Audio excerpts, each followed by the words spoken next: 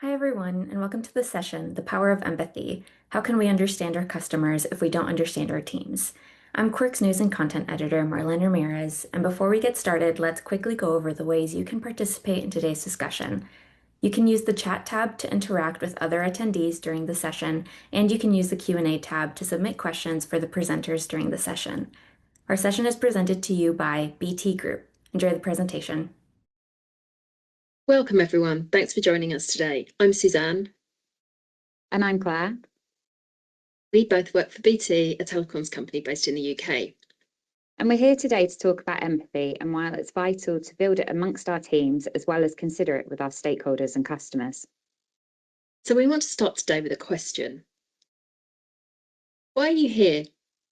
Why did you choose to watch this session? Is it because you care about people and the way that we work as well as what we do? Now, this will be a good test to see how global the Care Bears were. But we're here because we care. And we know conferences are often full of project overviews and tech updates, but we want to talk about people because we're fundamentally a people-centered industry. So today we're going to talk to you about why we believe empathy is so important to building successful insight teams and how it makes us better at what we do. We're going to talk to you a bit about why storytelling is an intrinsically human activity. We'll present the evidence as to why empathy is important and why it might just make your teams better. And we'll take you through some of the things we've been doing to build this within the Insight team at BT. So what do these images have in common? Well, they're all ways in which we pass along stories. Now, we're not here today to tell you how to tell good insight stories or even why storytelling is important for insight teams, because you probably already know that, and there's whole conferences available on the subject. But the ability to tell and understand stories is one of the things that sets humanity apart from other mammals. Stories have been used throughout history, not just to entertain, but to pass along traditions and share information, to describe and assign value to things, and to build bonds between individuals and create communities. They've also been used to spread ideas and ideals and create order and social norms. And the basic skill of storytelling evolves as we grow. It's essential in how we form relationships and an understanding of one another. Stories are powerful, and storytelling isn't simply a narrative. It's an opportunity to communicate emotions, values, desires, and fears in a way that is resonant and memorable. And good stories allow the listener to position themselves within it, to see their relevance and play forward a narrative about their role in the story. Good personal stories help to build empathy and encourage understanding at a human level. Take a focus group. It's crucial for us to build connection with our respondents and for them to bond as a group. And how do we do that? Well, we ask them to share something personal about themselves. And who doesn't love an icebreaker? Well, personally, I don't love them, but this opening question allows individuals to share aspects of their personal lives and establish a sense of familiarity with one another. Research participants, like members of a team, bond over similarities, sharing stories of experience, backgrounds, and perspectives.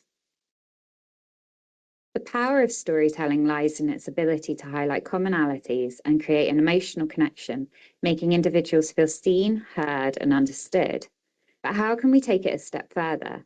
And what are the missing stories? The ones about the individuals within the teams, the ones about us as people. Anyone can tell a story.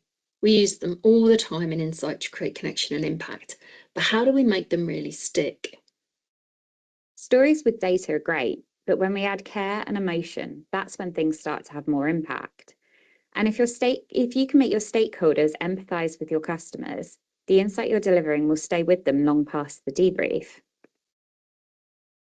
Because as all good storytellers know, and this quote from the director of cult classic The Shining conveys, it's how we make audiences feel that is important. Empathy is a fundamental part of being good researchers. Empathy for our customers and the people we serve, caring about driving change or innovation that improves people's lives. Empathy about representing people accurately and caring about the truth. In research, empathy goes beyond simply gathering data. It involves a genuine interest in understanding the needs, concerns, and aspirations of participants. One way at BT, which we seek to build customer empathy alongside more traditional insight, is through customer closeness sessions. allowing the leadership and their teams to really get closer to and immerse themselves with customers' lives. One of the main roles of these sessions is to bring these two groups together in one place to hear each other's stories. Our stakeholders leave with a much better sense of the impact of the business decisions they make and how it affects customers as humans. Time and time again, we hear from them that it challenges their assumptions, and we're creating customer intuition as well as empathy. You may have seen the MRS paper on recruiting world-class insight teams. Empathy plays a crucial part in the skills and competencies identified for relationship building and stakeholder management.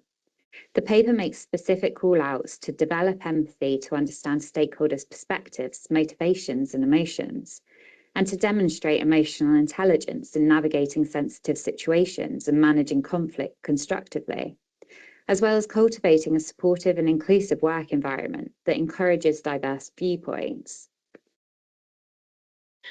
In the UK, Aura is a membership organisation for client-side professionals, and they have developed the Working Well Together Charter, which was designed to bring a closer understanding between client-side teams and their suppliers and agencies.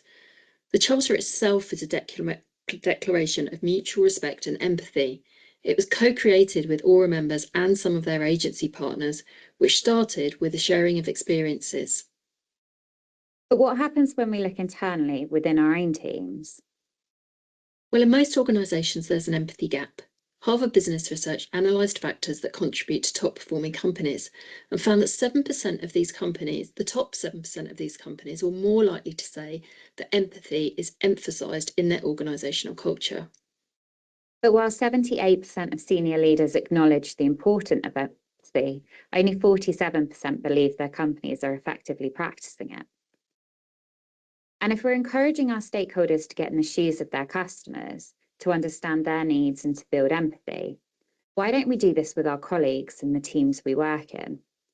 And if we don't share our experiences and values and understand our team's experiences and values, how can anyone truly feel like they belong?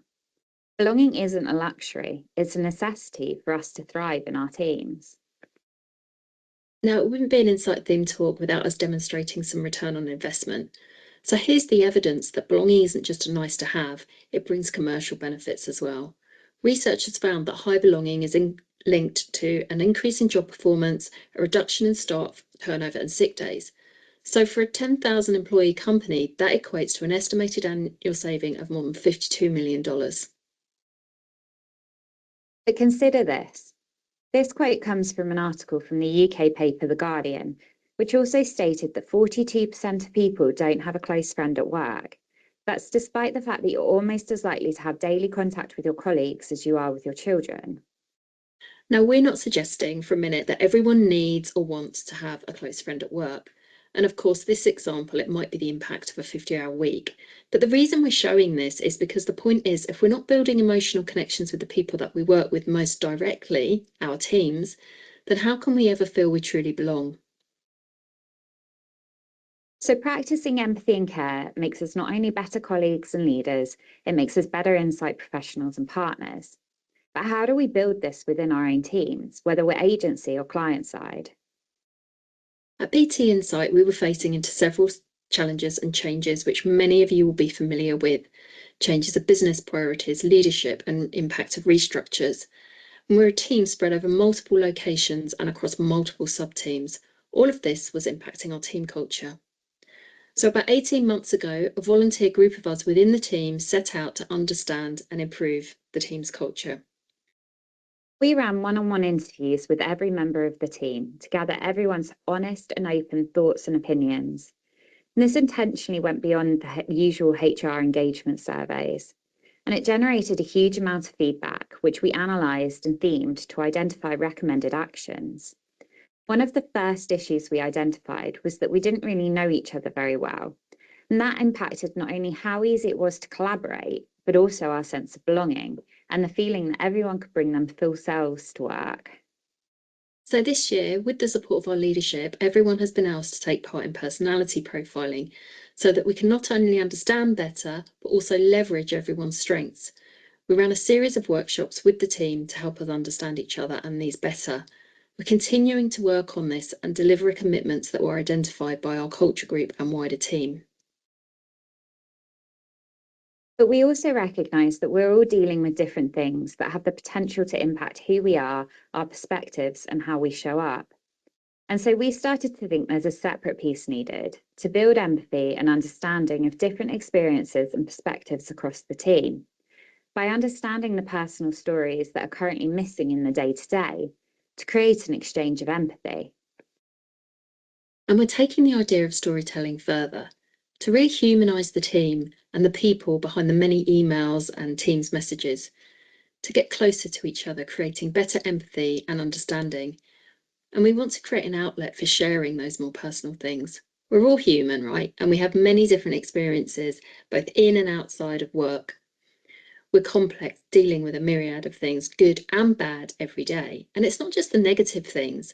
What about those key life transitions, like a parent coming back from extended family leave, for example? We both have topics close to our hearts that have or do impact who we are able to be at work. We've also both been influenced by watching other people share personal stories and now know firsthand how transformative it can be.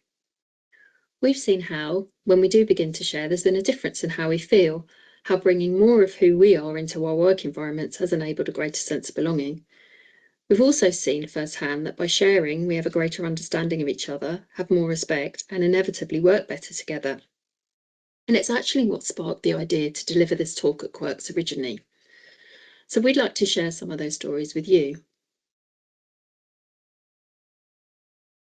I live with chronic pain and it impacts everything I do. But I've only just recently started talking more openly about pain, how it affects my ability to show up to work, as well as my ability to go through life more generally.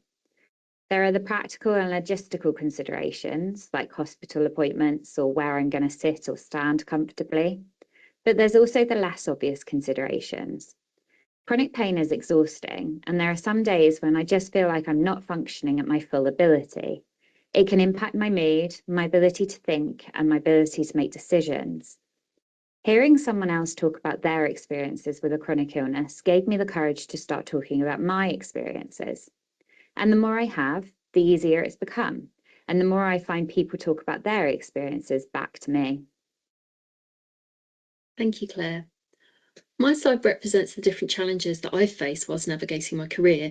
These are very much rooted in those key life transitions that can fundamentally impact the way we see the world and how we deal with daily life. Some of these, many of you will recognise, from navigating the transition to becoming a parent and the daily challenge that brings whilst working, to times when I've had challenges with my mental health and the loud voice of imposter syndrome telling me I haven't earned my place in the room, to the significant impact that loss and grief have had, not only when I've been going directly through it, but how it has changed my outlooks and perspective. Now, there are times in the past that I wouldn't have shared any of these at work for fear of judgment. It's only when the environment has felt right, but perhaps more importantly, when I've heard others share their stories. Hearing those more personal stories from people that I respect in the organisations I've worked for and in the wider insight industry has quite simply been a game changer, showing that our challenges don't always have to be a barrier to growth. Now, we recognise this isn't for everyone and that it requires a safe culture to do so. And even amongst the two of us, there are elements we felt we wouldn't share about our experiences, and a recognition that context can impact our comfort levels when it comes to sharing personal stories. But we also know from the feedback we had after Quirks that it's important to encourage these conversations. We had people thank us for our courage for being so open. We also had people share their stories back to us, demonstrating a desire for the creation of a safe space to share. And it's clear people valued the human connection, which sometimes otherwise gets lost at conferences, because people called out what a welcome change it was to focus on the human over the shiny new tech. Empathy is a superpower, and it's something we as an industry excel in, but it's also a skill that needs to be built and a muscle that needs to be exercised, and we need to practice what we preach. So we wanted to find a way to reframe the focus, to be clear that empathy is critical for us as researchers, and to make it an even easier approach to get behind. And sharing stories is a way to use this muscle. Beyond simply gathering data, empathy in research involves a genuine interest in understanding the needs, concerns, and aspirations of people. Because empathy is a skill and insight that can deliver in three core areas: our stakeholders and partners, our customers or communities we serve, and our teams. So we want to encourage it in a way that works for both teams and individuals within it, whilst remembering that we do need to help people also feel like it's safe to do so. And we also think this could help counteract some of the backlash and declining interest in equality, diversity, and inclusion initiatives that we're seeing outside of our industry, creating a deeper understanding of deeper perspectives and allowing more people to contribute. Because if you think about it, the better we are at sharing within our own teams and with our own people, the more we know and understand about what challenges our teams might be facing, and the more we have empathy for them and understand any adaptations they might need, then the more it becomes second nature when considering this for our customers and how we approach research with them. And the better we'll be at analysing different perspectives within our research, and the more inclusive internally and externally we become.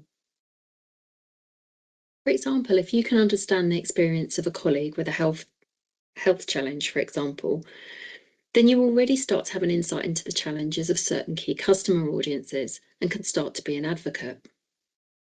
Because ultimately our role as researchers is to know and advocate for people. But we believe we're hampered in doing this if we don't know and understand each other. And this is something we would love to encourage, not only within our team at BT, but also within the wider industry.